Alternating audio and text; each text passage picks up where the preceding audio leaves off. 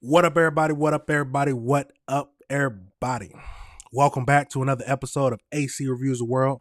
I am your host, AC the Engineer, and we at episode 49. Let's give it a round of applause. Yep, we're at episode 49 now. And I was just checking this morning, and we have reached 3,400 subscribers. Yes, 3,400 subscribers. We're constantly growing.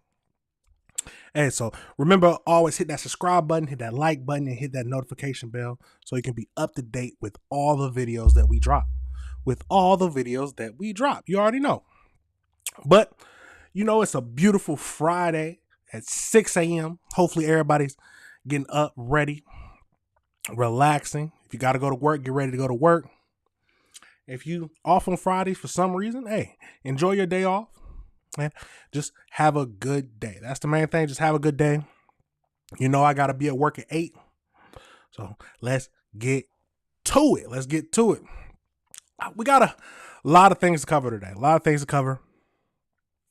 got suspect. We got thugs, YN thugs crying in court. Caught. You know how they are. Mama boys.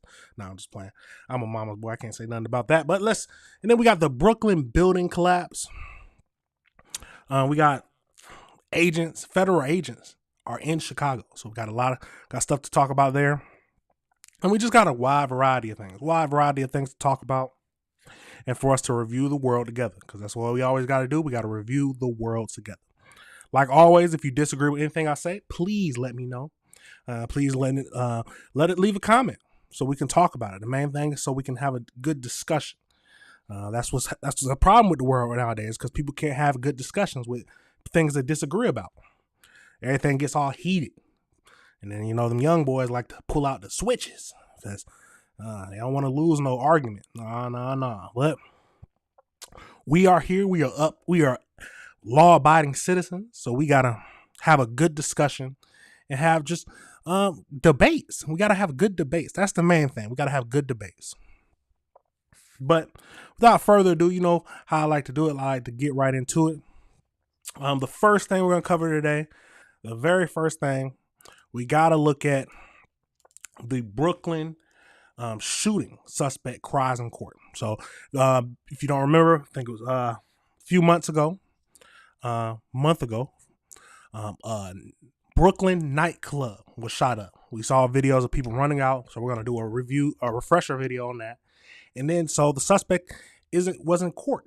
And what do all tough YNs who get caught in court, the ones who are not about that life do? They crying in court, probably asking for his mama. So let's get over into that and see what all this is about. We got 3 videos to look at.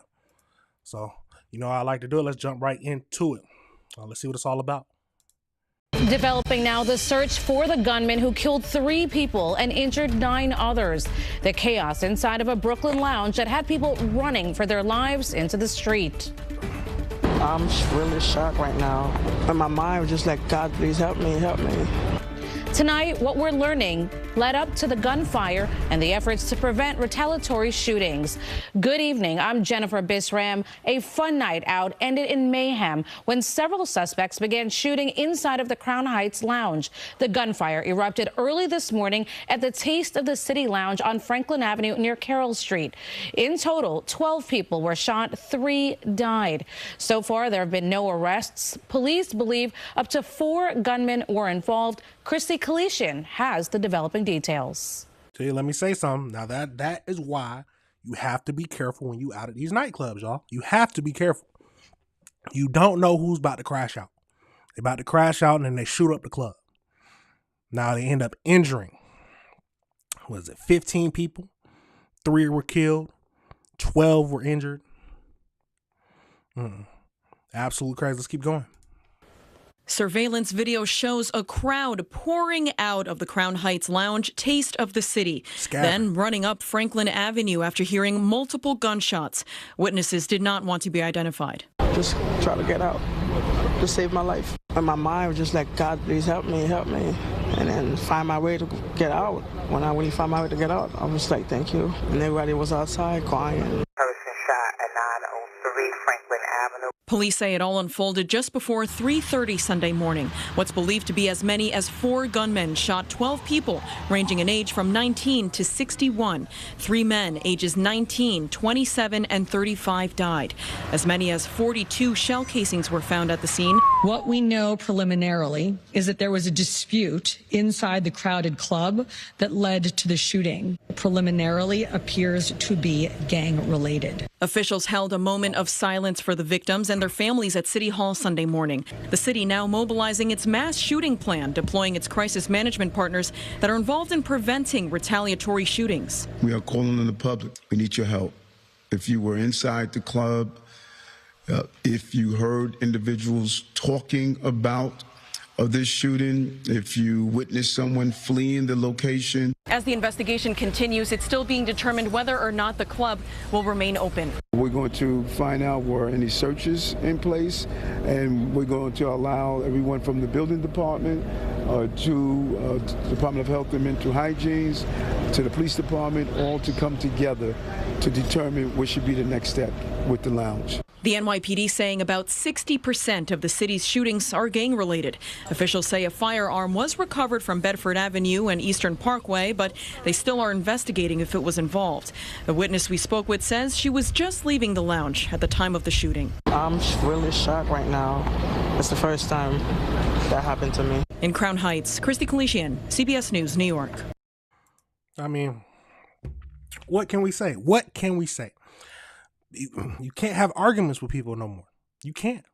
Why? Because people don't want to have arguments. Now, this could be gang related, like they was talking about, but they said 60% of the shootings are gang related. But we got a new surveillance video that came out, and this is what they used to help catch the suspect. Let's get into it. Tonight, we are getting our first look at the terrifying moments a mass shooting unfolded inside a lounge in Crown Heights. The video released by the court shows the chaos as shots were fired. Elijah Roy was scheduled to be arraigned today, charged with assault in aid of racketeering and being a felon in possession of ammunition. Federal investigators say Roy was involved in the gang-related shooting on August 17th at the Taste of the City Lounge. 3 people were killed and 10 others injured. Investigators say Roy is an associate of the 5'9" Brims, a subset of the Bloods street gang. He was arrested on September 18th in North Carolina. So he went from Brooklyn to North Carolina. Absolute crazy. Let's get a better look at the suspect. And this is where it talks about where he was crying in court. Let's get into it. Stunning new video of a gang-fueled massacre in real time. 40 rounds fired in 6 seconds as innocent people scurry to safety. Letting it off. A killing field, according to the U.S. Attorney's Office, which released the footage from troubled hangout known as Taste of the City. The firefight leaving 3 dead and 10 wounded in August. This evidence released Wednesday after the FBI arrested the first of 3 alleged shooters. Prosecutors say Elijah Roy, seen highlighted in yellow, was one of 5 people to open fire. 2 of the gunmen were killed. Was he at the club that day? The 25-year-old suspect's mother and sister leaving the courthouse after Roy's arraignment They don't want to talk about it. However, the alleged gang member cried as he was led to jail and told his family, "I want to go home." He's a 25-year-old young man who's in federal custody, just got transported from 20-hour lockdown in North Carolina. Of course he's scared. The feds say they found the ex-con hiding out in North Carolina, alleging 2 Brooklyn rival gangs chose to settle a score, putting countless lives in the crosshairs. Out of the 10 shooting survivors, at least 2 have filed lawsuits against the Taste of the City Lounge for not providing adequate security that night, they say, which has left them with lasting physical and emotional scars. One of them, Amadou Ba, is represented by attorney Nick Romcheritar. When he entered the lounge, no one searched him. They waved him through. Saying the 25-year-old is now unable to work his construction job after being shot in the ankle. Because of that, he suffers from PTSD. He's scared to go into just a normal establishment. As to who shot whom, Roy's attorney says it's unclear. I can't make heads or tails of what is or isn't in his hand on the video. What I saw was my client leaving a establishment and falling down. Whether he left with a smoking gun will be for a jury to decide. Absolutely wild. Well, he like they said, he was crying in court, telling his mama he want to go home. Okay, do big boy crimes. You got to do big boy time. You can't be crying. Can't be crying. Can't be asking for your mama. Can't do it. You out here hanging out with gang members. You are a gang member. Why are you crying? I understand. You didn't think it was going to be like this, but hey, you chose that life. That's how I feel. I feel like people choose the life. Yes, you have influence. Well, hold on. Let me say something. There are influences in life to where people who don't have a good upbringing, that's where they pivot to. Well, I would like to believe that you have a choice. At least I had a choice. Now, everybody's not like me, so we can't say that 100%. But you at least need to try to not fall into that trap, which is becoming a gang member. Because the only thing that happens to gang members is they end up dead or in jail. And I refused to have that be me. So you know what I did? When I stayed in a neighborhood that was not as good as it should be, I stayed in the house. School, home. My friends were at school, and I came home and I relaxed in the house. That was what I did. I wasn't outside hanging on the block, none of that. But I do see where some people are driven to that life. But I believe you need to make the right choices.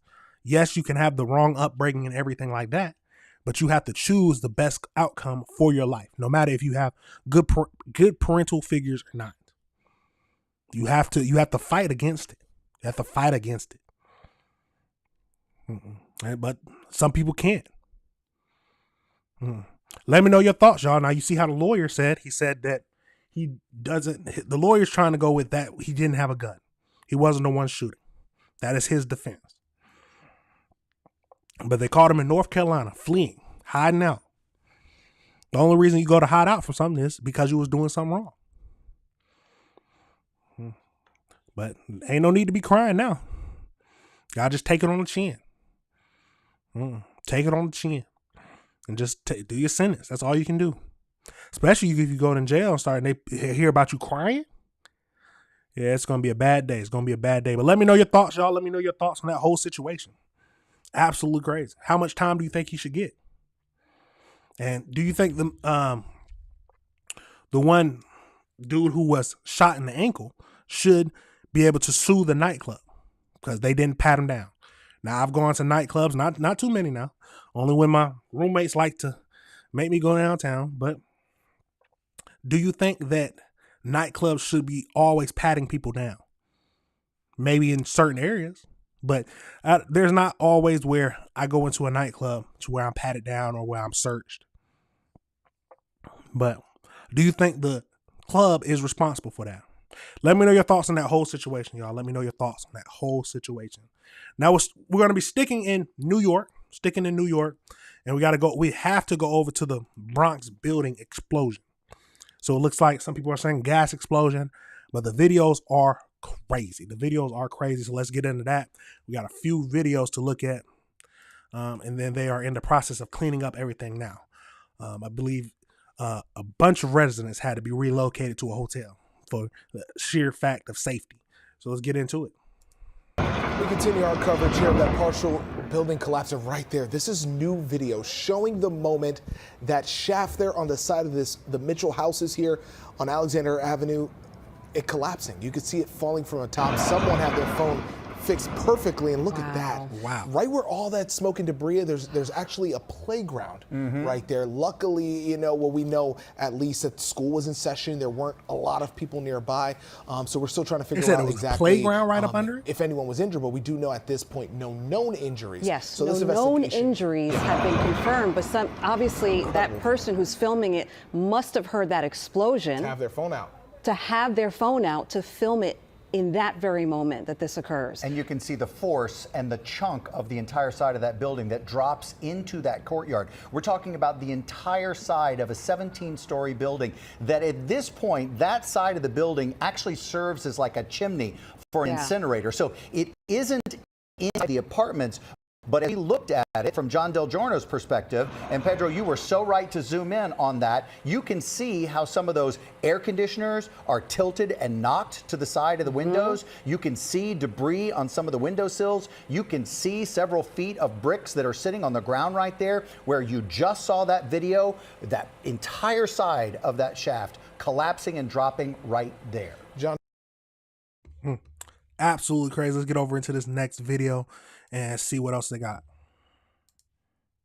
We're going to begin with the scene of destruction out of the Bronx. An explosion causing part of a public housing apartment building in the Mott Haven section to collapse. You can see it right there. It left a corner of the building in a pile of rubble, happening this morning in the ventilation shaft of a chimney in a 20-story NYCHA building, the apartment building, part of the Mitchell Houses complex. And this is a live look right now from Newscopter 7 over the scene where investigators are on the ground. Thankfully, no one was hurt in any of this. Eyewitness News reporter Marcus Solis is there with the latest information. Marcus. Liz and David, is just truly an amazing scene. A mountain of debris still exists just on the other side of this playground that thankfully was empty at the time of this explosion. This is the first day that boilers across the city, that heat is supposed to be provided, and that is a key part of this investigation. You can see the damage to the entire shaft of that ventilation tower that blew off a short time ago. The deputy mayor for public safety tweeting that a worker was firing up the pilot light, and that might have caused this explosion. Cell phone video shows the incredible explosion just before 8 this morning that sent the chimney flying, caused thousands of bricks to crumble 20 stories, and put building residents in a panic. We just heard a boom, like a bomb, like something just bombed. So I asked what happened, and I heard a second time, then we start taking the steps and people start screaming, and then we ran downstairs. Out of nowhere, my AC fell out my window, and I looked out the window, and it was like all a whole bunch of smoke and bricks falling off from the top to the floor, to the down. The explosion occurred at 205 Alexander Avenue in the Mitchell Houses, a NYCHA complex in Mott Haven. The collapse of the ventilation shaft left the high-rise with a gaping hole on one corner between the F and G lines of apartments. A gas leak is suspected.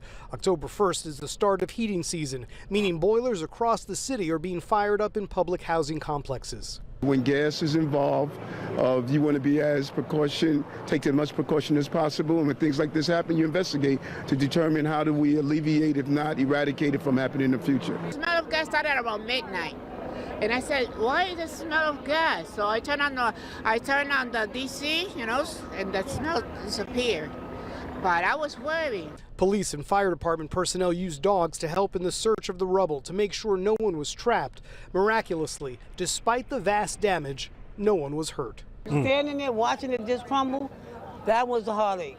That's a heartache. It is. But I'm glad that everybody living in the building is safe. And and everybody's okay. And I'm glad we got everybody out here to help them. 100%. 100%. That is a crazy situation, and I'm happy that no one was hurt. I'm happy that no one was hurt. Let's keep going. So as it stands now, residents of the building can return to their apartments even though there is no gas or hot water. They're bringing in a portable boiler to hopefully rectify that situation. The residents of the F and G lines, they are not allowed to go back into their room while the structural integrity of the building is being assessed. They will be put up in hotels. About 80 residents in about 40 affected units have signed up and are being taken care of by the Red Cross. That's good. We're live in Mott Haven. Marcus Owens, Channel 7, Eyewitness News. Thank you, Marcus. Let's take another look at the scene from above in Newscopter 7. Shannon Stone's covering it for us. Shannon, a lot of destruction there. What's it looking like right now? Yeah, there is so much destruction, but the scene has certainly changed significantly from before. As Marcus was mentioning, they had dogs going through the debris, looking for any people or anything that they needed to find. That has clearly stopped, although there is a collapse zone set up. You are looking down at the base of the building where that boiler actually exploded, and we're going to take you for a trip up the side of the building to really give you some idea of why that collapse zone is still in place, because while you see that gaping hole where that ventilation shaft once stood, if we go up almost to the very top of the building at about the 18-story level, you can really see where pieces of that building are still sort of hanging on for dear life, but kind of hanging on by a thread. So there is concern that more of these bricks will come down and add to that pile of debris, but quite a scene here, and actually miraculous that nobody got hurt when this entire ventilation shaft came down with that explosion this morning. Of course, on street level on Alexander Avenue, they still have a huge scene set up between 138th and 135th Streets. Reporting live over the Mott Haven section of the Bronx, Shannon Sohn, Channel 7 Eyewitness News. Oh, she up in the chopper. Now, I am happy to hear that they weren't letting people in there. First I was a little iffy because they said that some people were allowed back in the building, but the parts that they were worried about, they have to check the structural integrity, because that's the main problem. They can only that chimney part is the one that fell and collapsed, but you don't know the extent of the damage, what structurally sound, because that's the main thing. If something is not structurally sound anymore, it can cause a further collapse. So they have to check all of that. But absolutely crazy, y'all. At the end of the day, we are happy that no one collapsed. I mean, no one was under the collapse and was killed from this terrible tragedy. That would have been a terrible tragedy. But cleanup efforts are underway. So let's see what that is all about. Big story this morning. Cleanup crews in the Bronx are working carefully, picking up debris after a chimney on a high-rise came crashing down at a NYCHA building. Yeah, while investigators look into the explosion that caused the partial collapse, families are now staying in hotels until it's safe to come out or go back into their homes, that is. Eyewitness News reporter Jason Patel is live for us in Mott Haven with the very latest. Good morning, Jason. Good morning, Pedro and Tanya. Well, this is going to be a really long process, and what's happening right now is demolition. If I step out the way, you can see crews are actively working right now. They have to do this brick by brick using a sledgehammer because they're not able to actually use heavy machinery or tools because the vibration could actually cause more damage and debris to fall here. We also have some new video in from overnight that shows a closer look at those crews hard at work, slowly chipping away at the chimney here. This partial collapse happened around 8 a.m. yesterday, and officials say they believe yesterday's explosion happened in the boiler, which collapsed in the chimney structure. Now, this building is a part of the New York City Housing Authority's Mitchell houses on Alexander Avenue here in the Mott Haven section of the Bronx. And yesterday was the first day of the New York City Housing Authority's heat season, when boilers must be turned on. They test all boilers throughout the summer, and the Department of Buildings has a record of an inspection back in June. But the miraculous thing about all of this is officials say no one was injured yesterday. 34 apartments with 84 residents in the F and G lines were evacuated, many residents opting to stay in hotels overnight. And inspectors say the building is stable for residents living in other areas of the building, but if they do feel unsafe, they're also able to stay in a hotel. The building has no gas, heat, or hot water. Some residents have still opted to stay inside, but hot plates were distributed, watering stations and mobile boilers are also staged here on the site. But as you can imagine, though, this was a very scary and chaotic day for the people living inside. We just heard a boom. It sounded like a bomb. Standing there watching it just crumble, that was a heartache. That's a heartache. It is. But I'm glad that everybody living in the building is safe. Nervous, scared, in doubt, but I gotta trust in the Holy God and make sure He makes sure we okay. You trust them that it's okay? I guess so. I mean, what else can you do? What can I do? Hey, what did I say? What can she do? She has to trust that they know that this building is safe. Let's finish up. As for the gas, heat, and hot water, officials say that they're working really hard to try to get it all restored within 24 to 48 hours, but this is still an active investigation. Live in the Mott Haven section of the Bronx, Jaysha Patel, Channel 7 Eyewitness News. I did not think. See, maybe I did not think about that. What are they going to do about the heat? Because the whole point was that they fired up the boilers on October 1st on all throughout the city. That's when they're required to fire it up because they have to have heat. But what are they going to do for that area? I'm assuming that boiler was assigned to a certain area, and that what's heated that area. So that whole side, and I'm assuming that's the side that's going to be in hotels, but they have to do something to fix the heat before they can let people back in there. That is the law. That is the law. Absolutely crazy. But many of these buildings are like 40s, 50s, 60s. So they all they're very old. All need to be well maintained and well inspected to make sure stuff like this happens. Now, they said the inspection happened last June or July, and I'm assuming that they didn't find any problems. So who would have thought that it would cause an explosion like this? But at the end of the day, we are happy that no one was hurt, because that would have been an even bigger mess. That would have been an even bigger mess, an even bigger investigation if someone died because of this. It's crazy that it fell right on top of a playground. My God. Absolutely crazy, y'all. Let me know your thoughts on that. Do you think some residents might sue? That's always a question. Do you think some of these residents might sue? Trauma. They might say, oh, trauma. Some people might be trying to get a check. Absolutely crazy. How would you feel if you was in that situation? Luckily, I'm happy that they provided a hotel. They would have to provide a hotel. That would be a law. But some of the residents are able to go back into the building. On the other side is not affected. Would you trust them? Would you trust that the building is safe? Or would you just be like what I said and what she said? What can you do? We got to trust them. Absolutely crazy. I wasn't expecting to see that to happen. But we got to review the world together, y'all. We got to review the world together. Now, we got one more video to look at in Chicago. So, back in 2019, a New York woman was found hanging in her apartment. Yes, a New York woman was found hanging in her apartment. But now, a lawyer or attorney is saying that it was investigated to be a suicide. But now the attorney is saying that it is murder. So let's see what all this is about. I wasn't expecting this to pop up on my page. But what do I say? We got to review the world together. So let's look into it and see why she's concerned and saying that this is a murder. So just one video, but let's get into it. In 2019, a young New York City woman was found hanging in her walk-in closet in her Manhattan apartment, and the ME labeled it a suicide. Her remains were handed over to her family, but the funeral director they enlisted sent those remains back to the coroner's office after noticing bruises that were, quote, significant and troubling. So the ME did an autopsy and then promptly doubled down on the original conclusion: suicide.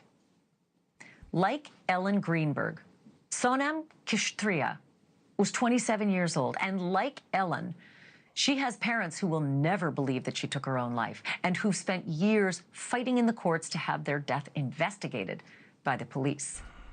In a minute, you're going to meet their attorney, who also represents Ellen Greenberg's parents, Josh and Sandy. But first, I want to walk you through some red flags that the family can't get past. And you might not be able to either, because I know I can't. Let's begin with the... So, hold on. Let me say something. So, as we know, with the Trey Reed, who was hanged in Mississippi, found hanging in a tree, the autopsy has listed that it is a suicide. But at the end of the day, the parents don't believe it, and they're doing an independent autopsy. We haven't heard anything else about that yet, but I will keep everybody up to date. But it's hard for a parent to accept that their child takes her life. I can understand that's very hard. Now, we don't know for sure the facts, but I can understand why someone who believes that their child was fine and had showed no signs to them about being upset or depressed would be worried about it being labeled as a suicide. But some parents will never know. Some parents would never know if their kids were truly depressed, because people won't let them in. But let's keep going to see what issues made them suspect murder. Person who found Sonem's body, he was an ex-boyfriend named Luke Kareem Matthew. He's a competitive jiu-jitsu fighter, and the family's investigation found that he has 7 prior arrests. He and Sonem broke up months before her death. But just 2 days before her alleged suicide, he texted her suggesting that they watch a UFC fight together. That was on Saturday, September 14th, 2019. The ex-boyfriend claims that he left the next morning on Sunday at 7 a.m., but then says he came back on Monday to walk the dog that the two apparently shared. He says that Monday is when he found Sonem's body hanging in the closet. Here's the problem. Sonem was seen on surveillance video on that previous Saturday, 2 days earlier, wearing the exact same clothes that she was found in when she was dead.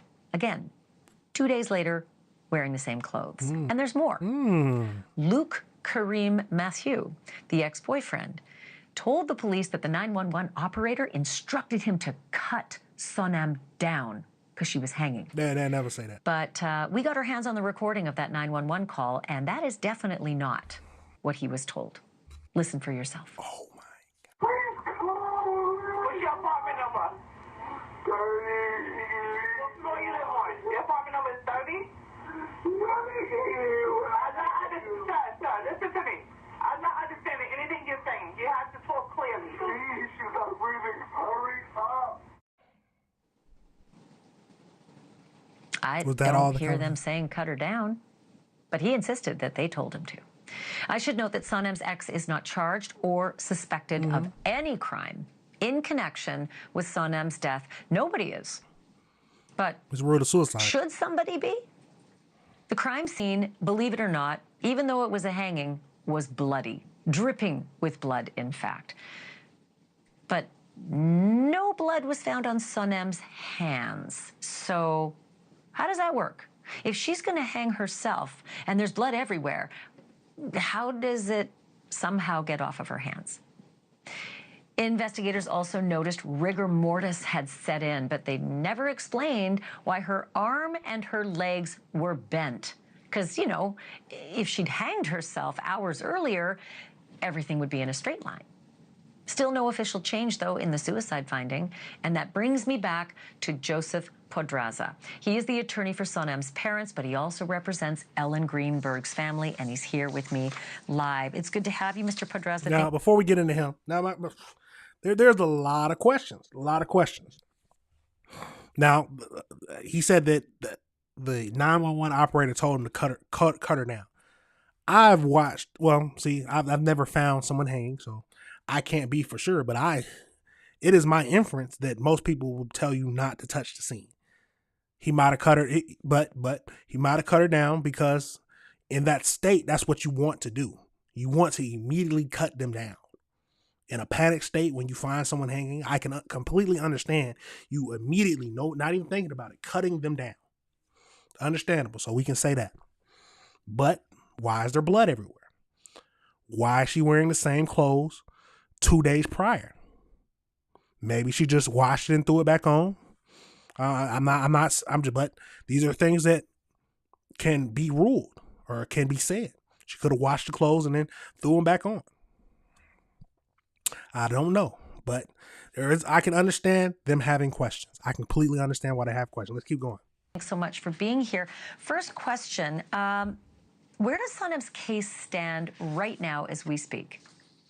Well, Ashley, we are at the highest court in New York State asking for the court to review the matter and to assist in ordering that an investigation be done and a more thorough investigation be done than what's been done in this case. And we're waiting for that court to decide whether they will take the matter up or not. So the blood was a total shock to me when I found out about it, because I thought in a hanging, you don't usually have a bloody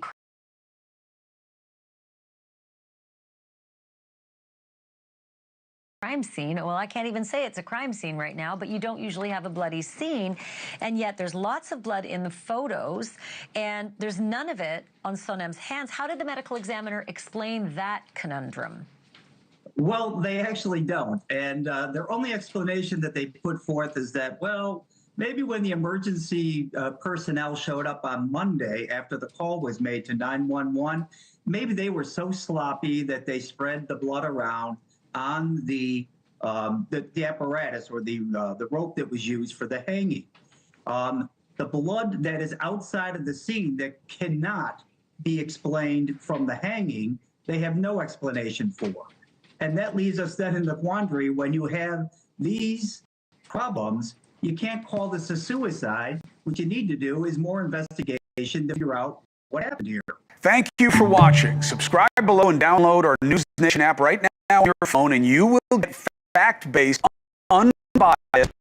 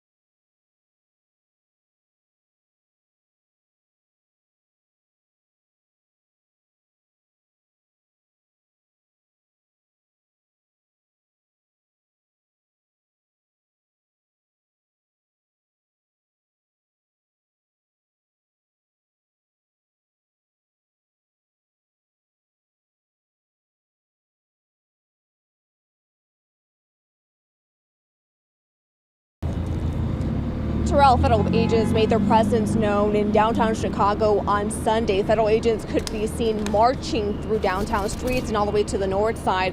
And some elected leaders are telling us they are disturbed by what they saw. From patrolling the Chicago River on boat to marching on city streets, dozens of federal agents made their way downtown. In one video, Border Patrol Commander Gregory Bobino is seen telling two women in River North, "We work for you." That show of force also seen at Millennium Park, where agents appear to detain a woman and multiple children. We blurred out the children's faces in the video. Today, in an unrelated event, elected leaders reacting to the ramped up federal agent presence seen in downtown. I, like many in Chicago, were quite shocked to see the videos of the Border Patrol boats on the Chicago River, the dozens of individuals walking up and down the streets, and I think perhaps most iconically, the young girl having to translate between the ICE agents and her family as they were interrogating them.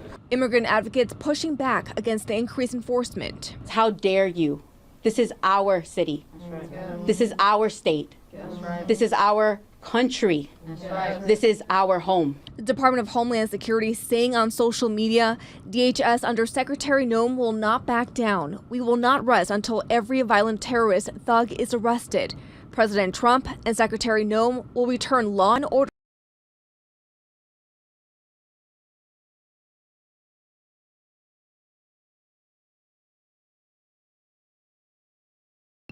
Alderman Ray Lopez says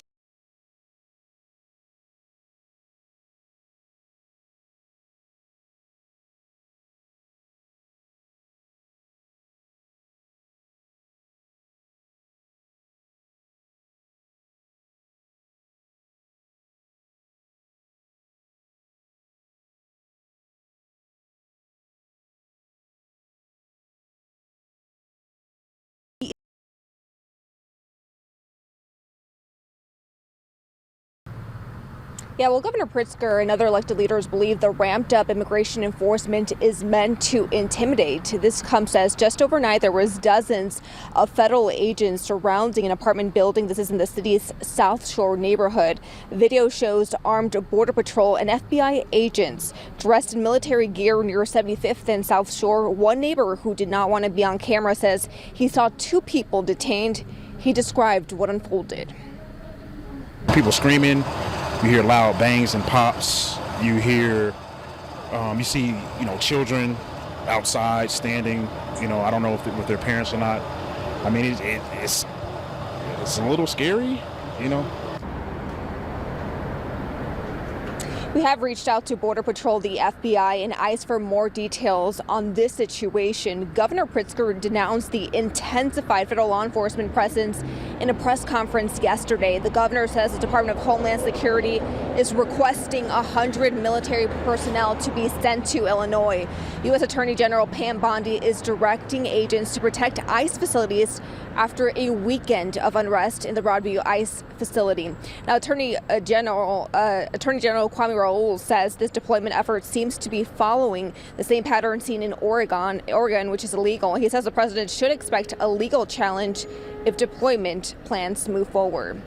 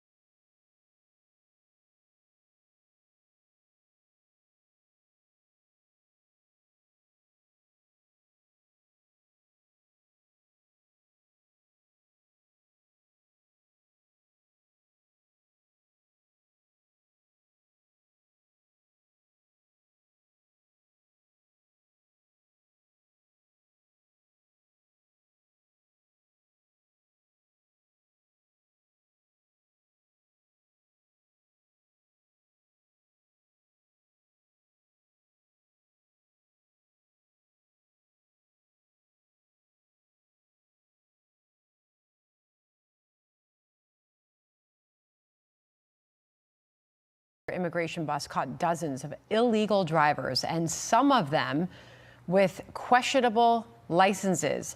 Oklahoma's governor is standing by for us, but first, senior national correspondent William Lajeunesse is reporting live in Los Angeles on that. What are we learning, William? Well, that's just a spotlight, Sandra. U.S. roads are inundated with hundreds of thousands of commercial drivers who don't speak English, can't read road signs, don't sleep, and undercut U.S. driver wages by some 70%. That's a conclusion by the feds, came after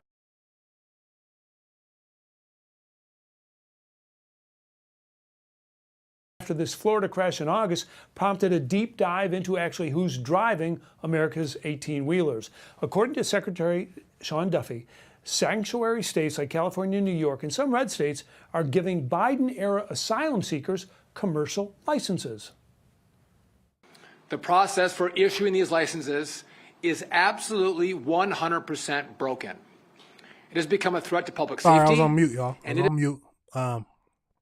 Yeah, but let's look at this. But that is what we was talking about before. The illegal immigrant who ended up causing a family in a van to die. The national emergency. Duffy highlighted crashes across the country like this 17-car pileup in Texas in March, 5 dead, including an infant. The driver, an asylum seeker from Eritrea who spoke Ethiopian, now indicted for manslaughter. And in New Mexico, this big rig makes no attempt to stop, killing one, injuring another.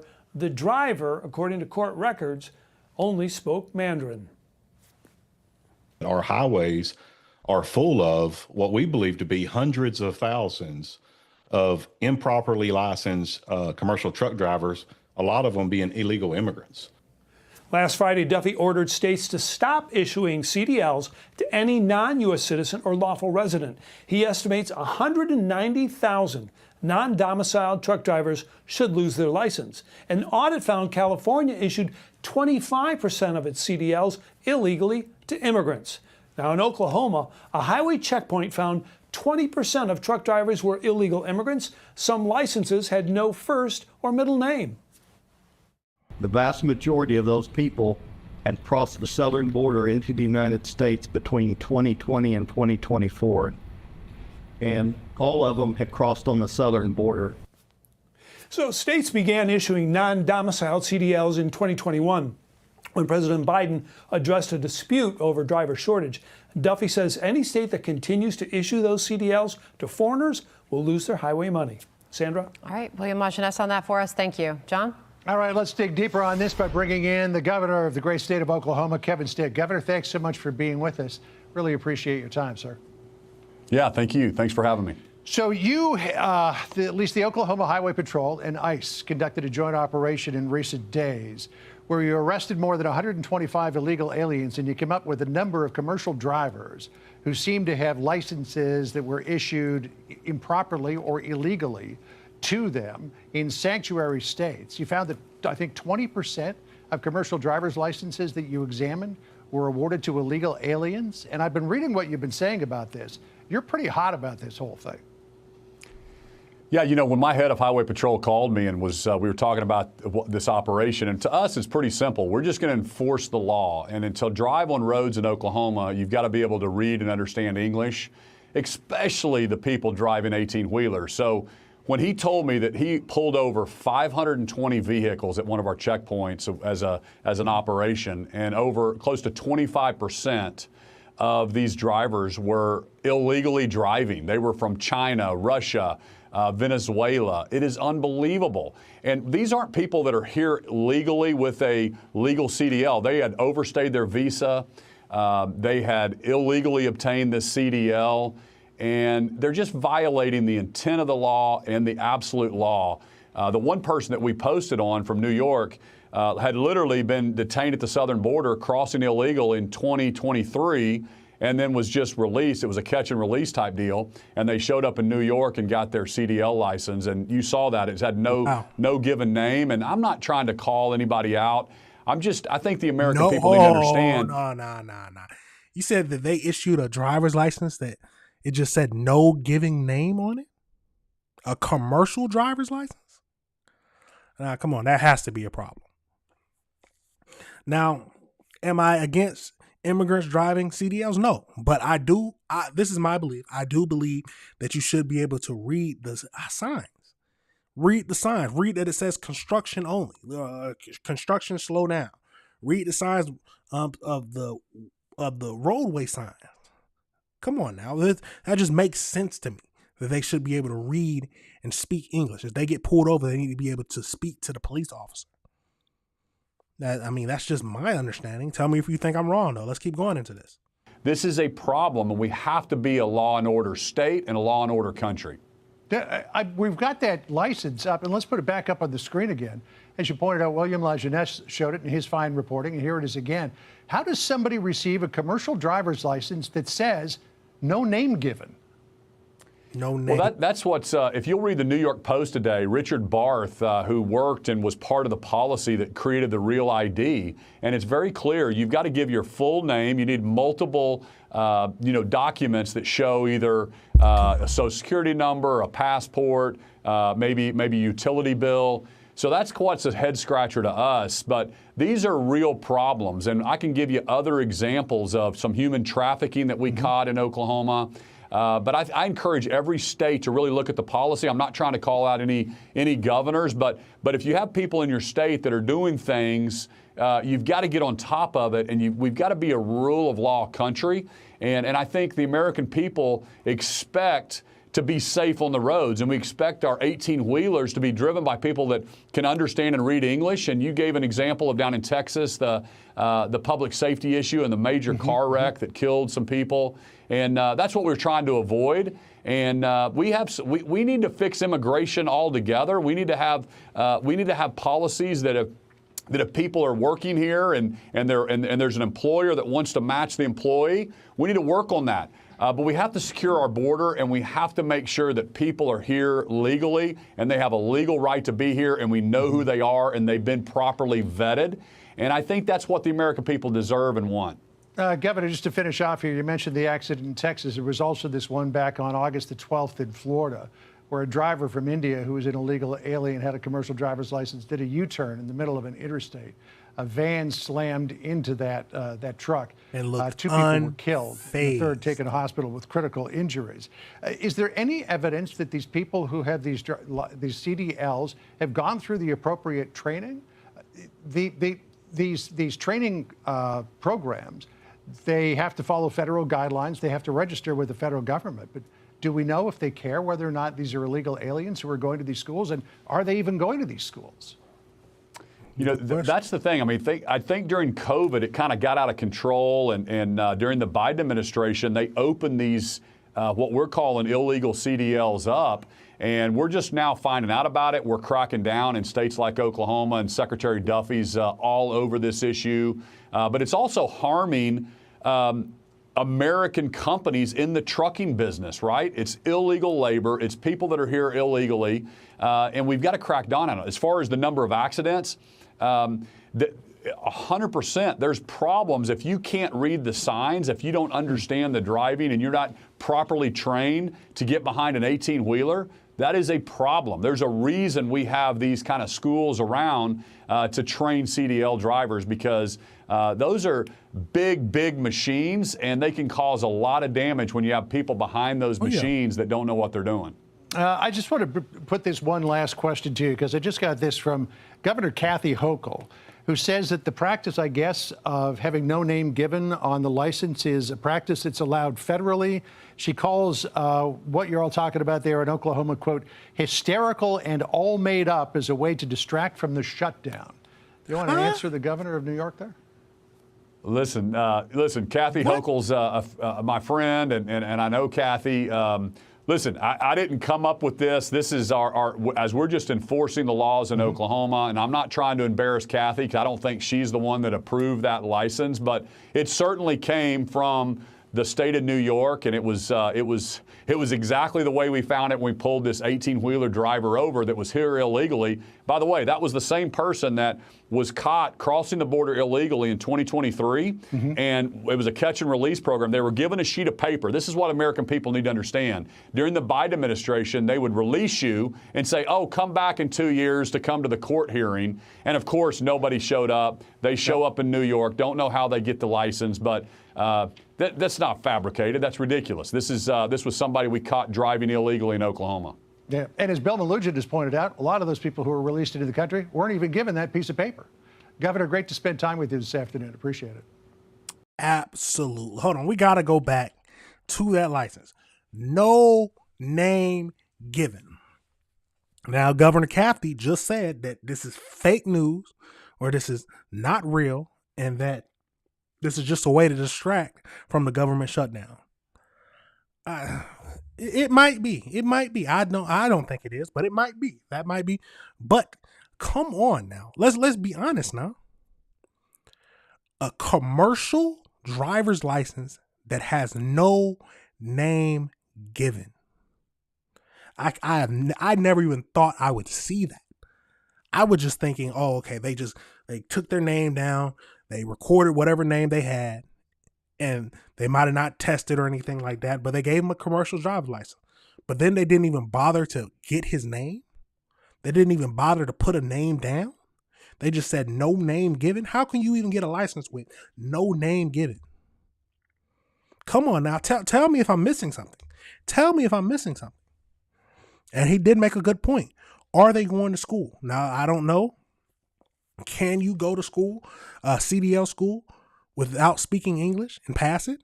Now, I'm not saying that illegal immigrants or some of these people can't be great truck drivers. I'm not saying that. But I at least would like to know that they went through the proper training, that they can read the signs, they can talk to officers if something happens. They don't need to get a translator out there. They can speak what was going on. I mean, that would make me feel safe being around these big trucks, because I drive on the road every day. I see trucks every day. I would want to know that they can read the signs. They can read this truck stay to the right. I want to make sure they can understand the signs and can communicate if something goes wrong. At least that's my thinking. Let me know if you disagree with what I'm saying, but absolutely crazy. I wasn't expecting that to have a name that just said on the commercial driver's license, it just says no name given and a picture. But they said this ain't real. I don't know about all that, but hey, absolutely crazy, everybody. Absolutely crazy. Let me know your thoughts on that whole situation. Let me know if you disagree with what I said. We got to review the world together, y'all. We have to review the world together.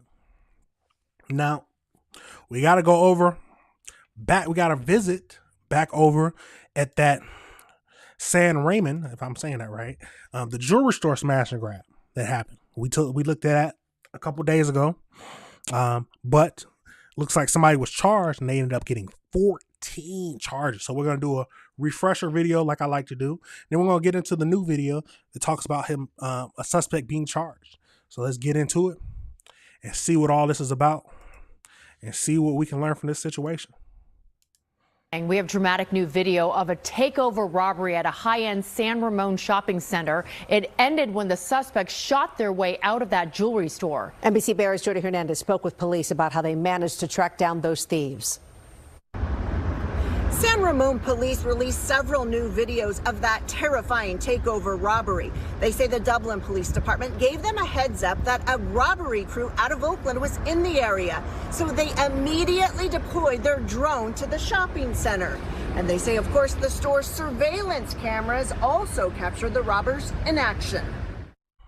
This is the moment more than 20 masked and hooded people stormed into Heller Jewelers in broad daylight Monday. Some of them armed with guns, others with crowbars. Crazy. Police say the mob then helped themselves to $1 million worth of fine jewelry. When they went in, they basically took over the store. They went to all the jewelry display cases and began just smashing the display cases at will, using the crowbars and the pickaxes, and basically taking whatever jewelry was available. When the store door closed behind them, police say it automatically locked, trapping the group inside. A witness captured the robbers firing shots to escape. It was a very dangerous situation. They did fire multiple rounds through the door, which caused the door to shatter, and they were able to then push the glass out and exit. Drone footage captured the suspects getting into their cars and speeding away. Police say choppers followed them. Officers arrested 3 men and a 17-year-old on International Boulevard in Oakland and arrested 3 others at the Dublin BART station. The biggest concern was not seeing just 1 or 2 or 3 people, but like 20 people being involved in something like this. Michael and Joyce Comer just bought their wedding rings at Heller. They were hoping to get them cleaned today, but the store was closed. They are appalled at what happened. Something really tragic could have happened, worse than stealing jewelry yesterday. Police. Absolutely. And they was at the very end, they said that 17 people were still on the loose. But let's get over into this new video where they talked about how they got 14 felony counts. Let's get into it. Let's get right into it. The first of at least 20 suspects who stormed, ransacked, and robbed a San Ramon jewelry store made his first court appearance. Yeah, not only does he face conspiracy and robbery charges, the judge set bail at $8 million. NBC Bay Area Jody Hernandez was in court today as he entered a not guilty plea. The DA appears to be throwing the book at the suspect, charging him with 14 felonies for that brazen jewelry store robbery. But according to the man's attorney, he insists he wasn't at the incident at all. Big staff, he's innocent. That's exactly right. He was not there. He's innocent. Despite those claims from a supporter, 27-year-old Jimmy Mac Ray is facing a slew of serious felony charges for his alleged role in the terrifying takeover robbery of Heller Jewelers in San Ramon last week. Prosecutors say he was part of a conspiracy with at least 20 others to storm the store, breaking display cases and stealing $1.7 million in jewelry. Prosecutors say someone in the group fired a gun to break through the store's door that had automatically locked, trapping the mob to make their escape. The vehicles that they arrived in and the vehicles that they used for the getaway were alleged to be stolen cars. Yep. We know that the amount of jewelry that was taken is estimated to be $1.7 million. The prosecutor told the judge they found some of the stolen jewelry on Ray when they arrested him. The prosecutor says so far $200,000 worth of the jewelry has been recovered and only 4 people have been arrested. Obviously, they feel they can do it and get away with it because there's not sufficient consequences. Unacceptable. Community activist Edward Escobar came to court to watch the hearing. He says he's fed up with all the smash and grabs. He's calling on the governor to call in the California National Guard and pleading with local leaders to get tougher on crime. Enough is enough. Once someone is apprehended for these types of crimes, please understand that the district attorney's office will prosecute to the fullest extent of the law. Ray faces 1 count of conspiracy and 13 counts of second-degree robbery, charges he pleaded not guilty to. Ray is innocent. After hearing the allegations, the judge set bail at $8 million. Ray will be back in court on October 10th for his preliminary hearing. Meanwhile, San Ramon police say they've got some excellent leads and hope to arrest all those involved. In Contra Costa, $8 million? They set the bail at $8 million? So he has to come up with 10% of that. So $800,000. He has to come up with $800,000. They have to either put a bond on the house or something like that. But that is, I want to know how they caught him. I want to know. They said that he had jewelry on him. Now, I'm not going to be a devil. I'm just saying. So it is a possibility he did buy the jewelry from somebody because they want to get it all. But I'm assuming they have other evidence that points to him being an actual suspect. They might have followed him. Like they said, they followed with the chopper, following the cars. So they could have followed him. But at the end of the day, if he did do it, you do the crime, got to do the time.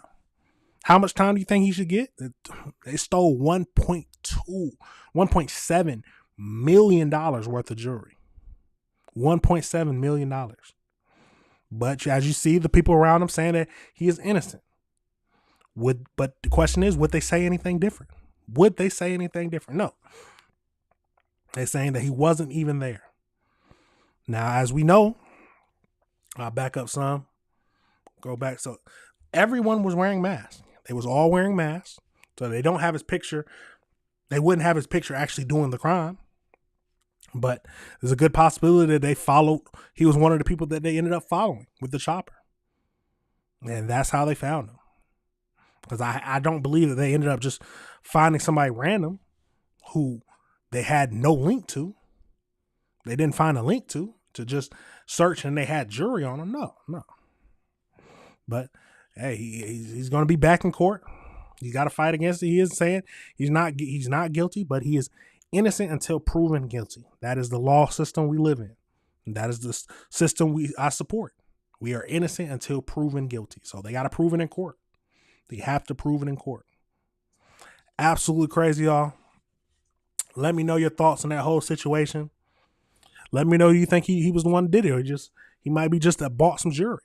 But they say he had $200,000 worth of jewelry on him at the time of the arrest. Now, he might be one of the people who like to carry around that much jewelry or something like that. I don't know. But absolutely crazy, y'all. Absolutely crazy. Now, we gotta go to the singer we've been looking at, David. So it looks like there's a video of Celeste visiting home. So an updated timeline of her before, the months before, or she ended up found in the Tesla. So let's get over into that. We got 2 videos to look at that just goes into more updates of the case. We got to keep up with this and see what all's happening. So let's get right into it and see what else we can learn. Now, a newly released documents in the case of the 15-year-old girl found dead inside the trunk of singer David's car, including the autopsy report that could provide clues into how she died. Let's go back to our chief national correspondent, Matt Gutman, there in Los Angeles. Good morning again, Matt. Hey, good morning, Robin. 15-year-old Celeste Rivas' death continues to be shrouded in mystery. Law enforcement still says they do not know how she died and ended up in the trunk of that Tesla. But now we do know that she was not pregnant at the time of her tragic death. I've been hearing rumors about this morning, ABC News obtaining the death certificate for 15-year-old Celeste Rivas, whose body was found earlier this month in a Tesla belonging to singer-songwriter David. The cause of death listed as deferred, as the medical examiner tries to determine how she died and the LAPD whether a crime was committed. 'Cause every time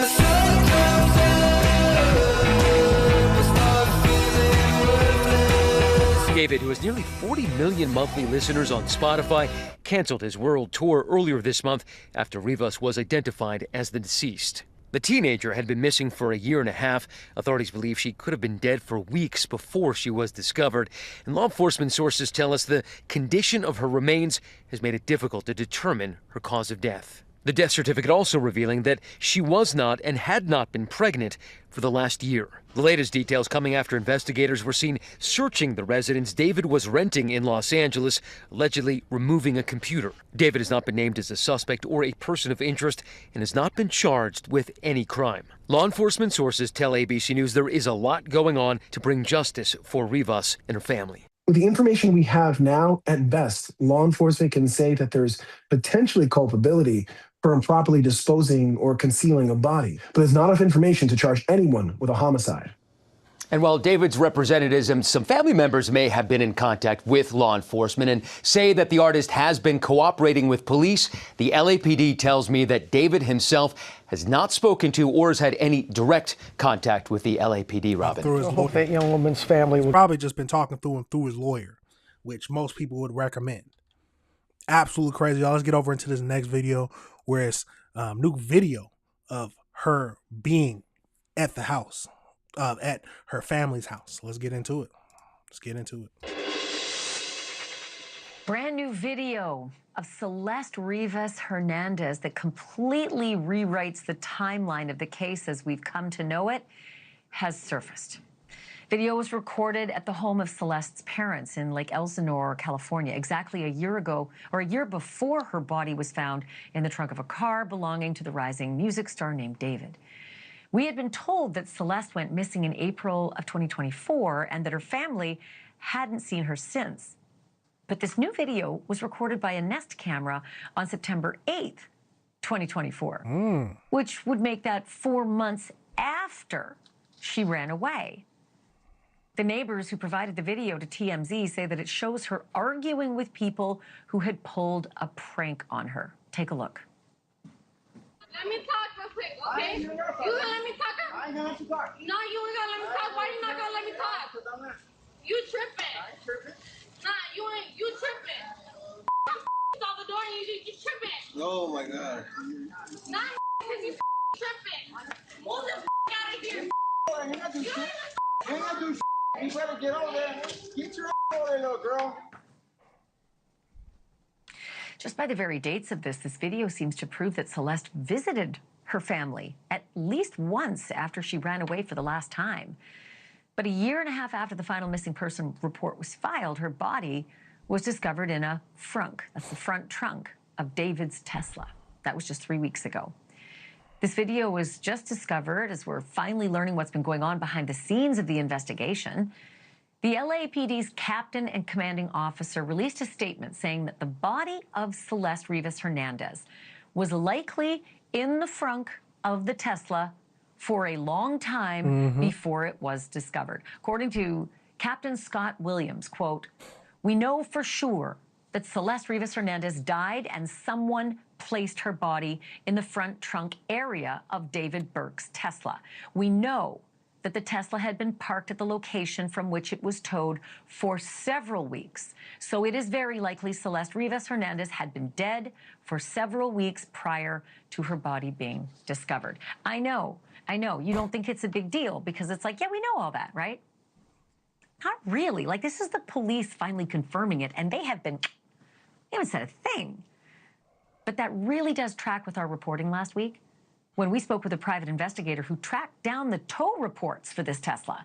And they showed that neighbors had called police about that car on August the 26th. Police responded the next day and ticketed the car as per protocol. They got to wait 72 hours between each of the tickets they put on there. And after 3 visits, then they can tow the car. The second ticket came September 3rd, and the Tesla was finally towed September 5th. So by our math, police were involved with the car for a week and a half. But the neighbors who lived nearby said the Tesla had already spent close to a month abandoned on that side road. And by the way, incidentally, it was just 1 street over from David's $20,000 a month mansion that his manager was renting.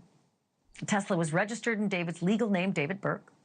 The 20-year-old singer has not been arrested, nor has he been named a suspect. Have they said but why? His friends See, my question is, what have they said that it was stolen? I haven't heard anything about them saying that the Tesla was stolen from David or that he gifted it to somebody. To TMZ last week that he was indeed in a romantic relationship with a 14-year-old girl, Celeste. Wow. Social media posts indicate they may have even known each other since she was 12 and maybe even 11.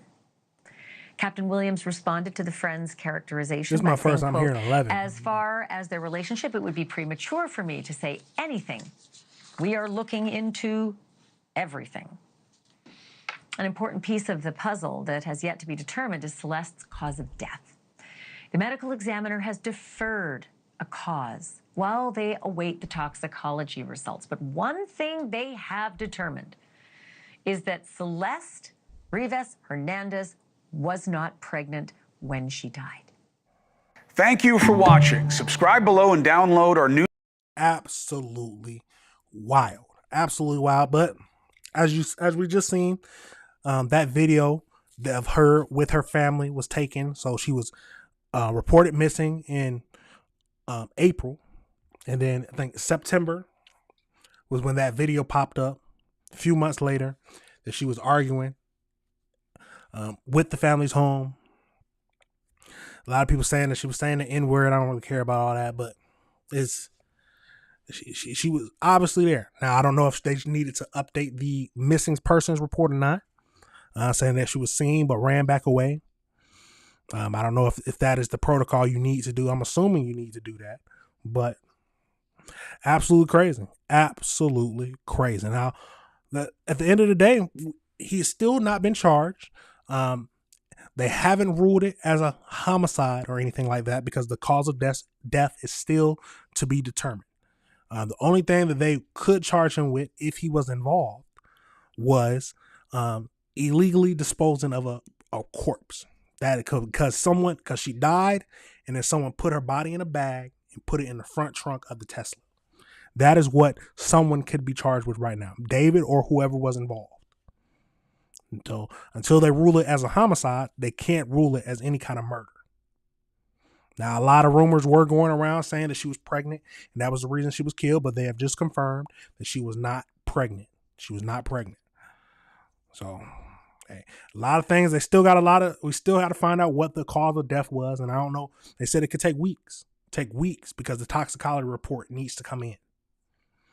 Now, if she was drugged or anything like that, but we'll keep up with the story and see what else, whenever they release the most updated information, if David is ever charged, we will keep up with this. Absolutely crazy, y'all. Let me know your thoughts.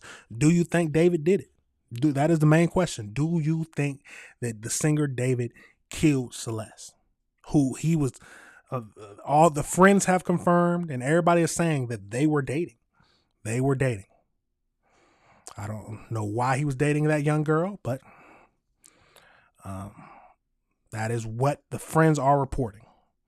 I don't think he has confirmed it yet, but the only way he is talking to the police is through his lawyer. Absolutely crazy, y'all. Absolutely crazy. Let me know your thoughts on this situation. Let me know if you disagree with anything I said.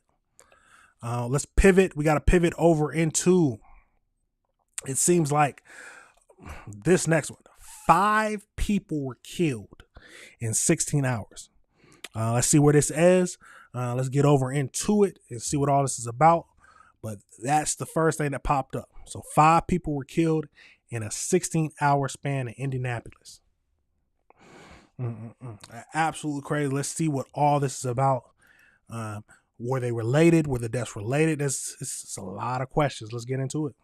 The violence cast a dark shadow over what was a warm and sunny afternoon. It just sounded like someone was ripping through paper real quick, faster than I've ever heard. First at 14th and Concord on the near west side, where a barrage of bullets killed one man and sent another to the hospital. Cops were called to this home around 1:30 and found one of the victims shot to death in the backyard. The other drove himself to Eskenazi Hospital. The sheer number of shots fired frightening neighbors who are glad the bullets didn't hit them. You can hit anybody, innocent standbys and all that.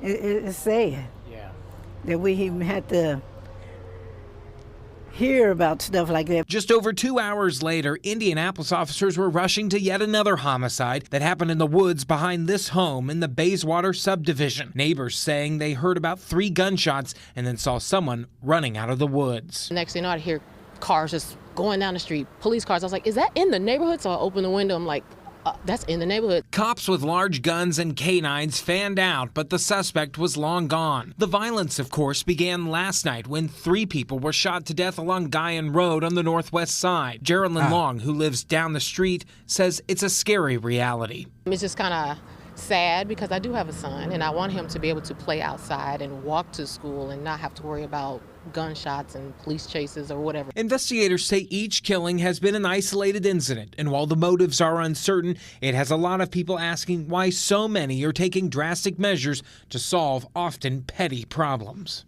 People should get a better handle on their problems. If you're going to have it out with somebody, try to talk it out before just want to shoot it out. In Indiana, completely correct. She is completely 100% correct.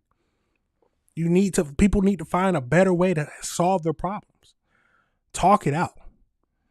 I mean, I'm never an advocate for violence, but hey, instead of shooting, hey, just fight. I would rather someone fight than pull out a gun. But people aren't going to fight nowadays. People will not fight nowadays. They're quick to pull a gun. If they're losing an argument, if they're heated discussion, they're quick to pull a gun. They're quick to solve their problems with a violent way. But absolutely crazy, y'all. She is 100% correct. 100% correct. Absolutely crazy. It's a sad reality we live in now. It is a truly sad reality that we live in now. That more people are willing to use violence and a gun to solve their problems than just talk it out. Now, is it a problem with the parents? Is it a problem with their upbringing? Is it just a problem that people don't know how to control their emotions? There are a lot of questions. A lot of questions about this. But 5 people killed in 16-hour span? There is a problem. It's not just a problem in this city. It's a problem everywhere. It is a problem everywhere. Some people are saying there are too many guns. That could be an issue. Yes, because if you look at other countries that don't have as many guns as we do, there are fewer problems. There are still problems, though. There are still problems. Now, I'm a 100% advocate of the Second Amendment. I have my own guns, but there are too many people who have guns who don't know how to use them and don't know the correct situations to use them for. There are too many criminals with guns. Too many criminals with guns. Some people don't know how to handle themselves. Some people would rather any kind of violence that pops up, they are quick to use a gun to make any kind of change, any kind of stop the argument. They're quick to it. Now let's see if we can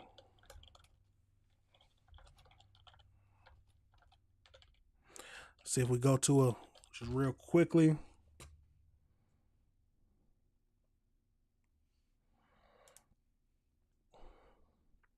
So let's get over into this article that just breaks it down a little bit more. Let's get into it. Get over into it. So let me zoom in some so everybody can see.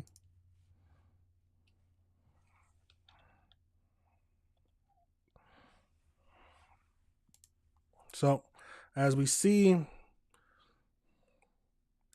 violence in Indianapolis, 5 dead in 16 hours, but IMP says the violence is down. How can that be? How can that make Hoosier feel Indianapolis is a great, safe place? So this is Tony.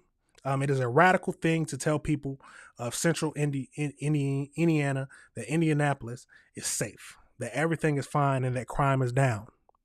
It's radical because it says that if you do not see, or they do not see, or anybody would say that would see who that would not see who is writing this, would not see what it is. What it is we see. Another shooting has taken place. We know it was a violent weekend. We seem to be saying violent weekends a lot lately. Bailey has talked about perception versus reality in terms of crime numbers. When people are looking at this, they are not thinking about crime numbers. They just seeing yellow tape, the forensic vans, the children in the back of the man, the children in the back of the man in the back of the car. Okay, they're looking at the real totality of these crimes. What can people say? What can you say to the people who say, well, whatever the chief says, we still think crime is up? Listen to the violence in Indianapolis. Absolutely crazy. Let's see if there's any.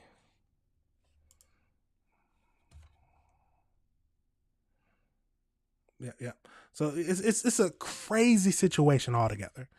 At the end of the day, y'all, people need. Oh, as you see that, the absolutely crazy. People need to find a way to handle their emotions better. People need to find a way to handle their emotions better. It's as simple as that. It's as simple as that. Let me know your thoughts on that whole situation, y'all. Let me know your thoughts. But let's get over into this next topic. It seems like a parent is being charged after their child committed a crime. So we talked about this before. We talked about this concept before. If your child is keep committing crimes and you can't control them, the people are planning to charge you now. Now, do you think that's right? I mean, you got to do something. You have to do something. People need to be able to control their kids. People should control their kids. But all that starts from, you have to do that from a young age. You can't let them have free reign or just grow up however they want to grow up outside, hanging out in the streets, and then you try to get a control of them when they get older and they start doing these crazy things. No, you have to distill discipline in them from an early age. You have to distill discipline in them from an early age. That's the only way you can possibly stop them from doing something crazy. But let's get over into this video and see what this is all about. A string of car break-ins over the weekend has now led to charges against 3 suspects and several of their parents. Police in Gloucester City arrested a 16, 17, and 19-year-old over their alleged involvement in a series of burglaries early Sunday morning. But when police charged the teens, prosecutors opted to also hold their parents to account, accusing them of failing to supervise their children. New Jersey correspondent Trish Hartman has the details tonight. 3 arrests were made after the alleged thefts from vehicles, but the parents of the juvenile suspects were also charged. Police say it's an effort they've been using for quite some time to cut down on juvenile crime. It was early Sunday morning, around 1:30. Surveillance video shows 3 people walking near vehicles in the Highland Park section of Gloucester City. Police say it was these 3 who were arrested a short time later for breaking into cars and stealing things. You can see one trying to access cars in a driveway across the street, running from the house when a light goes on. Denise Glassman says her son-in-law's car was hit, left unlocked on Saturday evening. That's when he called the police and found out that they had got his car along with all the other cars on the street. She says credit cards were stolen out of it, and his bike was also stolen out of the driveway. His kids were upset. My grandchildren are very scared now that there's going to be somebody coming to take their things. Police say several vehicles were burglarized over the weekend. 3 suspects were taken into custody. 2 juveniles from Camden, 16 and 17 years old, and 19-year-old Wesley Hunter from Cherry Hill. Hunter had outstanding warrants and was turned over to Camden County Police. The juveniles were released to their parents, who were also charged with failure to supervise their child. If somebody came to my house and said my kids did something wrong, I would take responsibility. Absolutely. Yeah, these parents need to take responsibility. The police chief says the charge typically involves an appearance in municipal court and likely a fine. Folks in the neighborhood say they're relieved to hear about the arrest, but are still taking precautions. So between the dogs and the Ring camera, we just watch out for each other. You know, it's a small little neighborhood that we live in, and that's what we do. 100% correct. I mean, come on now. If you got to take steps to protect your stuff. You have to. And I'm happy that they're charging the parents. These are asking people to be vigilant. They're also asking people to check their vehicles for signs of burglary. Detectives have some recovered stolen items that they would like to get back to their rightful owners. Reporting in Gloucester City, New Jersey, Trish Hartman, Channel 6, Action News. Absolutely wild. They said it was a 16, 17, and a 19-year-old all out there going crazy, checking cars, seeing what they could find, walking the street late at night. Now, maybe they was told their parents was that they were sleeping over at a friend's house. And that could have been a possibility. But it's a tragic situation. It's a tragic situation. And about the parents being charged, it's understandable. If your kid keeps committing crimes, you need to be charged. You raised them. That is my understanding. That is what I like to live by, is that the parents need to keep control of their children. Especially the 16 and 17-year-old. They're still underage. They're not even 18 years old. A 19-year-old, hey, let him. Hey, he did the crime. He did the crime, do the time. I don't think you could, but he was probably doing stuff when he was younger too. He's probably doing stuff when he was their age. And it just carried on. Now tell me your thoughts, y'all. Do you think that parents should be charged for when their kids keep committing crimes? What should the charge be? They're saying that it's going to be like a misdemeanor with a fine. Absolutely crazy. Maybe this will cause parents to be more active in their children's life because what they do affects them. Absolutely crazy. Absolutely crazy. But we've seen this several places. We've seen teens going, juvenile crime is getting out of control. Kids are getting younger and younger, committing heinous crimes. We just, a few months ago, probably, what's it, a month ago? Probably a month to a few months ago, we talked about a 12-year-old who just got sentenced to 40 years. 40 years for a triple murder. He was one of three who got sentenced to a triple murder. The other two were older. They got life. I believe it was life. Go back and watch that video. But 12 and getting sentenced to 40 years. They're getting younger and younger every single day. The parents, they have to do something. You have to do something to stop juvenile crime. Now, I've said this before, dude. Is it all the parents' fault, though? Is it all the parents, or is it the environment that they are growing up in? Now, at the end of the day, you have to put a roof over your kid's head. You might not can afford to live in a neighborhood outside of these crime-ridden neighborhoods, which is understandable. But you can't let the block raise your kids. You can't let the block raise your kids. You can't let them be influenced by these kids. It's hard. I understand it's hard. But you have to distill in them morals and to be able to guide their way and not hang out with certain people. Understand that these people are not good for them to be in their lives. It's hard to talk to kids like that some days, but you got to do something. Because the only thing that comes from a life of crime, of them hanging on the block being thugs, is either they're dead or they're in jail. I knew that from a young age. That I did not want any of those options. I knew from a young age that I wanted to go to school. I knew from a young age that what I wanted to be when I grow up, and I stuck to it. I wasn't on the block hanging out with these kids. No. You hear about it when you go to school the next day. What happened on the block? You hear somebody got jumped? Nah, I wasn't there. I was in the house, watching my TV, eating a good dinner. But some people don't have those type of parental figures in their life. And that is the real problem. Parents aren't in their kids' lives grooming them to be successful in life when they grow up. Or some parents were a part of that life too. We got to be honest. Some parents were a part of that life too, where they are just in that thug life, in the gang banging, on the block all day. So they pass that down to their children. And it's sad. It's very sad. Let me know your thoughts, y'all. Let me know your thoughts on this whole situation. It's a crazy world we live in, y'all. It's a crazy world we live in, but please raise your kids correctly. Be a part of your kids' life, but distill values in them that can last their lifetime. We got to do something. Absolutely crazy, y'all. But we're going to pivot over into Philadelphia. So we're doing an update. So if you don't remember, a family was killed. So they were at first going missing, but then it was found that the husband was killed first, and then the wife and the 1-year-old son was come up missing, and their body was also found. But it looks like they were killed by a close friend.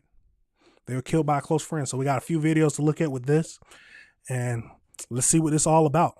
It's a tragic story at the end of the day, a very tragic story. Let's get into it. Both now to this, police piecing together what happened to a family in Berks County. We told you about this family last night at 11. All three found dead just outside of Berks County. So far, only Junior Cabrera Colon is charged in the death of the husband. No one has been arrested in the death of his wife and young son. NBC 10 Shire Arias joining us in the newsroom. Shire, newly released court documents point to a possible person of interest. Fred, according to court documents, police say they have surveillance video of a second person at the scene of one of the murders. Tonight, a small memorial near Bear Park serves a painful reminder of a Dominican family whose lives were brutally cut short. Their bodies discovered across separate locations in Berks County. On Tuesday, police confirmed the death of 31-year-old Geraldina Peguero Mancebo, her husband, 32-year-old Junior Cabrera Colon, and their 1-year-old Jaden Jr. Peguero. The deaths ruled homicides. Police say Junior's body was discovered on September 13th in a grassy field with a gunshot wound to the head. Police say 61-year-old Jose Luis Rodriguez confessed to killing Junior and was charged with first-degree murder. Nearly a week later, police say his confession led to the discovery of Geraldina and their 1-year-old just outside Reading. Tonight, a criminal complaint is shedding new light on the case. Police say surveillance video showing the moment Junior's body was dumped shows a second person inside the car Rodriguez used, suggesting someone else may be connected to the murder. Rodriguez claimed he acted in self-defense, saying Junior pulled a gun on him, leading to a struggle and deadly shot. The report also describes inconsistencies about the last time Rodriguez saw Geraldina. Her family told NBC 10 Rodriguez was considered a family friend who was constantly around them. Police say Rodriguez was listed as a co-signer in her lease. But I have seen them with the baby inside my building. Neighbors of the family were shocked to learn about the murders. Crazy because I do live in this building. Again, nobody knows what was going on behind closed doors. If it was a family member that did it, why hurt the baby? That's a baby. That's baby a is baby. innocent. A 1-year-old? That's crazy. Geraldina leaves behind 3 children. The family is asking for help to send the bodies of their loved ones to the Dominican Republic. To learn more, click on our NBC 10 app. Shaira Arias, NBC 10 News. Good question. Why kill the baby? That is crazy. A 1-year-old? You have to be one sick SOB to kill a baby. I mean, let's be honest. You have to be one sick SOB to kill a baby. And we know where he going. If you believe in God, like I do, you know where he going. Absolute crazy. Let's get over into this next video. Our top story, one man charged with the murder of an entire family tonight. Investigators laid out their case for a crime they call cruel and horrifying. Thank you for joining us tonight. I'm Jacqueline London. I'm Fred Shropshire. This investigation has unfolded over several weeks as police discovered the bodies of a father, mother, and 1-year-old child at crime scenes in 2 different towns. NBC 10's Brian Sheehan is joining us live in Reading with the new details we learned about the suspect and the killing of this family. Brian. Yeah, even seasoned law enforcement officials are having a difficult time grappling with the details of this case. We are at a growing memorial for one of the victims, a husband and father whose body was the first to be found, but authorities now say he was the last to be killed the day after his wife was shot and their baby boy was thrown into a lake while he was still alive. What? I don't think that any of us could. Oh, hold on. They said that the baby was thrown in the lake a lot. Sick there are some demons in this world, y'all. Some straight demons. Let's keep going. Imagine the tragedy that took place here and how horrific this crime was. Longtime Berks County District Attorney John Adams laying out the disturbing details of the triple murder of members of the same family, a 31-year-old couple and their 1-year-old son, Jaden. Defenseless 1-year-old. Adams says Jose Luis Rodriguez confessed to killing Geraldina Peguero Mancebo and Jaden on September 12th and her husband, Junior Cabrera Colon, the next day. Court documents lay out a potential motive, stating Rodriguez told investigators he planned the deaths of the mother and son because Geraldina was taking his money and because she refused to leave her husband. During an interview with the defendant admitted to having some sort of relationship with Geraldina. Authorities say Rodriguez told them he drove the two to a brushy field in Antalani Township where he first shot Geraldina in the head. The defendant then took Jaden down the street and threw him in a lake. Close. First thing, yes, he did a terrible thing. But ladies, please, you gotta be careful. You have to be careful. It sounded like they was in some type of relationship. He got upset that he threw the baby in a lake. Oh my God, let's keep going. Let's keep going. Close to where Geraldina had been killed. The defendant confirmed that Jaden was alive when he threw him face down in the muddy water. Geraldina's family reported her and Jaden missing later that night. Then Rodriguez allegedly told authorities he got into a physical altercation with Cabrera Colon the next morning during an argument over Geraldina. Rodriguez told the police that during this altercation, a gun was knocked out of Cabrera's hand, and that Rodriguez picked up the gun and fired one shot at Cabrera, hitting him in the back of the head. Reading police first found Cabrera Colon's body in Bear Park later on September 13th, while also searching for Geraldina and Jaden. Adams says Rodriguez eventually confessed to placing the body there after detectives showed him surveillance video of his vehicle near the park. Geraldina's body was found by police on September 19th and Jaden the next day. And authorities found Geraldina and Jaden by pinging her cell phone. Adams says Rodriguez told detectives where to find Geraldina's purse and phone and the gun used to shoot her, which we are told he obtained illegally. He is facing 3 counts of first-degree murder in this case, and authorities tell us they are possibly pursuing the death penalty. Live in Reading tonight. I'm Brian Sheehan, NBC. Understandable. I don't see anything wrong with that. I don't see anything wrong with that. This sick man threw a baby alive in a pond, killed the mother, all because she wouldn't leave her husband, and then shoots the husband? Nah, man, send him to jail. Now, the question is, they did mention in the last video that someone else was in the car while he dumped the body. So who was that person? Whoever that was needs to be charged as well. First of all, he didn't come forward. He might not have had anything to do with the death, but he ain't come forward when somebody just dumped a body in the car, dumped a body out of the car. But let's get over into this last video and see what else they can give us. A man is charged in the brutal killing of a wife and husband and their young son. At first, prosecutors linked him to just one death, but today they revealed why they believe he is responsible for all 3. Tonight, their family is opening up to NBC 10 Shair Arias about their loss. Officials are calling this case tragic and horrific as this makeshift memorial continues to grow for Junior Cabrera, his wife and son. The district attorney revealed new details about the 3 deaths and a possible motive. He was a friend, but it's still, I don't know, like he probably was obsessed, I don't know. But the thing that I know is the fact that he didn't have to kill 3 people. And honestly, I thank God because my auntie, she has no hate right now in her heart. She just wants justice. Family members of 31-year-old Geraldina Peguero Mancebo, her husband Junior Cabrera Colon, and their baby Jaden Jr. Peguero spoke with NBC 10, sharing their grief as details of their brutal murders comes to light. I don't think that any of us could imagine. According to court documents, 61-year-old Jose Luis Rodriguez confessed to killing Geraldina and Jaden on September 12th and then killing Junior the following day.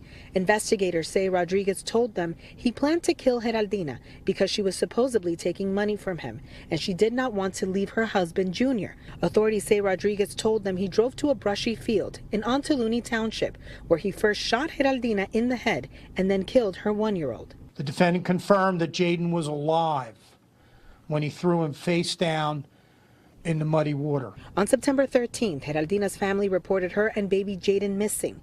The same day, police say Rodriguez met with Junior. An argument unfolded reportedly over Geraldina. It escalated. Rodriguez allegedly picked up Junior's own gun and shot him in the head. Junior's body was found first. A week later, the bodies of Geraldina and Jaden were discovered in a grassy field outside Reading.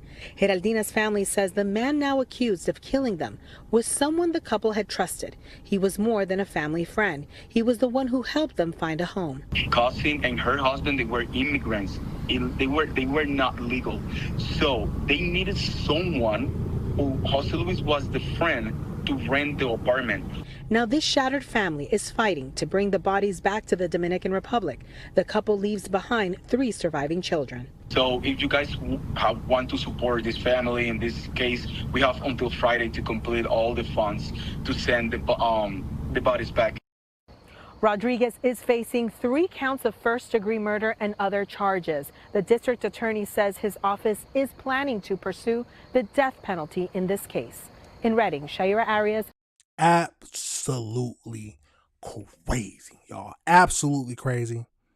It's now, here's a question. So they said that the killer was upset with the wife because 1, she was taking money from him, and 2, that she wouldn't leave her husband. So does that mean that that's my inference is what I'm jumping to is that they were in a relationship or they were messing around, sleeping around, but it's that is not what they said. That is just what 2 dots coming together. If she's asking for money and if he's giving her money, he is asking her to leave her husband. The only possible thing I can think about is that either he liked her or they was in some kind of relationship or she was messing around. Now it's possible that he was just obsessed with her and she never actually done anything with him.